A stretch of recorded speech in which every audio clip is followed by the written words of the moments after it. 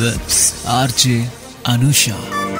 Radio city నువ్వు నేను సినిమాలో ఇవాల్టి సినిమా గోల్డ్. ఈ సినిమాని డైరెక్ట్ చేసింది రీమా. ఈ సినిమాలో ఎందరో గొప్ప నటులు నటించడం జరిగింది. అక్షయ్ కుమార్, మౌని రాయ్, కునాల్ కపూర్, అమిత్ సాద్, వినీత్, సన్నీ కుషాల్, నిఖితా దత్తా వంటి వారు ఎందరో. ఆగస్ట్ 15, 2018 రిలీజ్ అయిన ఈ సినిమా ప్రేక్షకుల మనసుకు ఎంతో చేరువైంది అనడంలో సందేహమే లేదు. ఈ సినిమా అంతా చూసుకుంటే it is the journey of India's national hockey team to 1948 Summer Olympics and Tapan Das, the man who won India its first gold medal in the same event. ఇక మ్యూజిక్ విషయానికి వస్తే ఈ సినిమాలో మొత్తానికి 7 పాటలున్నాయి. గర్ల్ ఆయింగే గోల్డ్ ఒకటి, నేనోనే బాంది అనే song ఒకటి నా పర్సనల్ ఫేవరెట్స్. యాక్చువల్లీ అన్ని సాంగ్స్ కూడా బాగుంటాయి. సినిమాలోకి వస్తే స్టోరీ బెర్లిన్ ఒలింపిక్స్ 1936 దగ్గర నుంచి మొదలవుద్ది. ఎక్కడైతే ఇండియన్ హాకీ టీం జర్మనీతో పోటీ పడుతూ ఉంటారు. ఎలా అయినా సరే మన వాళ్ళని ఓడించాలని జర్మనీ వాళ్ళు గట్టి పోటీ ఇస్తారు. ఫస్ట్ హాఫ్ లో కొంచెం అటు ఇటుగా ఉన్న మన ఇండియన్స్ సెకండ్ హాఫ్ నుంచి విన్ అవుతూ వస్తారు. ఎక్కడైతే ఆ team assistant manager Tapan Das, అది మన అక్షయ్ కుమార్ గారు, వాళ్ళ హాఫ్ టైం బ్రేక్ లో ఇండియా ఫ్లాగ్ ని చూపిస్తారనమాట. కెప్టెన్ సామ్రాట్, అదే మన కునాల్ కపూర్, అండ్ ఆ టీమ్ అంతా కూడా గోల్డ్ మెడల్ గెలుస్తారు. And then the British national anthem is played and the flag of British India is hoisted. ఆ రోజు టీం అందరూ ప్రామిస్ చేసుకుంటారు దాట్ మళ్ళీ ఇంకొకసారి గోల్డ్ మెడల్ విన్ అవ్వాలి on behalf of their mother land అని. అది కూడా ఇండియాకి ఇండిపెండెన్స్ వచ్చాక. ఆ తర్వాత వరల్డ్ వార్ 2 జరగడంతో ఒలింపిక్స్ అనేవి క్యాన్సిల్ అయ్యాయి. వార్ అంతా అయిపోయాక ఆ టైంకే తపన్ ఫుల్ తాగుబోతులా తయారైతారు.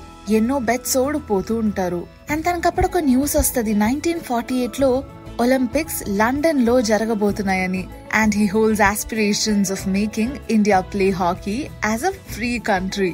తన ఒక హాకీ టీమ్ కి కోచింగ్ ఇవ్వాలని అనుకుంటాడు. Because independent India's first Olympic gold medal 1948 summer Olympics లో ఎట్టా అయినా సాధించాలని చెప్పేసి. ఇదంతా అయిపోయాక తపన్ మళ్ళీ తన పొజిషన్ సంపాదించుకోవడానికి చాలా స్ట్రగుల్ అవుతూ ఉంటారు as a joint manager of the team. And వాళ్ళకి వెళ్ళి ప్రామిస్ చేస్తాడు to bring up the best players from new generation. Somehow Mr. Vadiani convince చేస్తారు. మళ్ళీ తన వర్క్ కి తిరిగి వెళ్తారు. ఫార్మర్ హాకీ కెప్టెన్ అయినటువంటి సామ్రాట్ అప్పటికే రిటైర్ అయిపోతారు. సో వెళ్లి తనని కలుస్తారు. టీమ్ ని గైడ్ చేయమని అడుగుతారు. కానీ సామ్రాట్ రిఫ్యూజ్ చేస్తారు. కానీ తన టీమ్మేట్ అయినటువంటి ఇమ్తియాజ్ అలీ షా, ఆ రోల్ ప్లే చేసింది వినీత్ కుమార్ సింగ్, ఆయన్ని రిఫర్ చేస్తారన్నమాట. Imtiaz is a great contributor of 1936 Olympics along with Samrat. ఆయనైతే ఇండియన్ నేషనల్ ఆర్మీకి సోల్జర్ కింద వర్క్ చేస్తూ ఉన్నారు. తపన్ ఇమ్తియాజ్ ని వెళ్లి కలుస్తారు. And they decide to continue their dream and promise తీసుకుంటారు to win the gold medal for an independent India. Tapan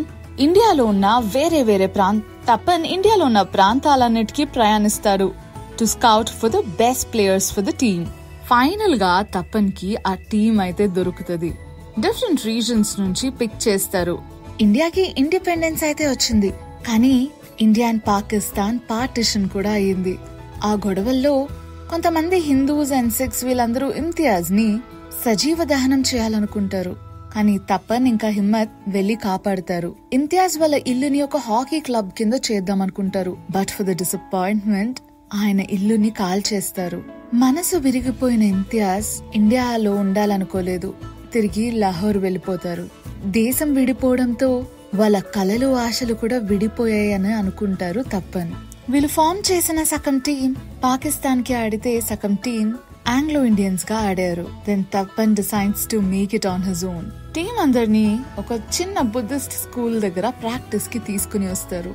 The head monk of the ashram is convinced because he was a great fan of hockey and Samrat. ఆ team అంతా కూడా తపన్ యొక్క సొంత డబ్బులతో form చేస్తారు. వాళ్ళ wife అయినటువంటి మొబీనా దాస్ ఆయన్ని ఇందులో సపోర్ట్ చేస్తారు.